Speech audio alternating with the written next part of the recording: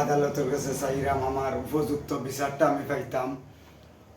আমি একটা লিখিত দরখাস্ত করছি লাভগঞ্জ থানার। এই দরখাস্তর উপরে আমি উপযুক্ত বিচারটা চাই আর যে আমার বাড়ি লাভগঞ্জ উপজেলা, আমার নাম তাজউদ্দিন, দক্ষিণ লক্ষ্মীবাসা বাড়ি।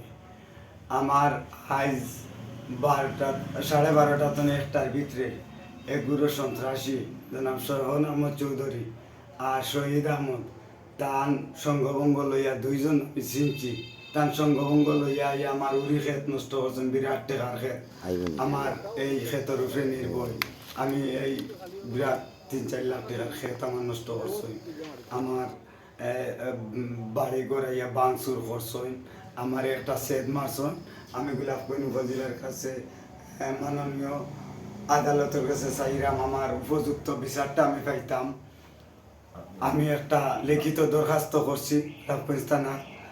এই দরখাস্তর উপরে আমি উপযুক্ত বিচারটা চাই আর যে আমার এই ক্ষেতটা নষ্ট করছো, নষ্ট করার কারণে আমার ঘর বাড়ি ভাঙচুর।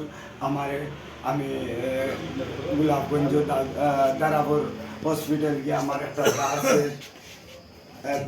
চিকিৎসা অবস্থায় আমি আছি। আমি গোলাপগঞ্জ আইনত একটা ব্যবস্থা চাই, আইনত একটা শাস্তি তারা হইতো আমার এই ক্ষয়ক্ষতির কারণে।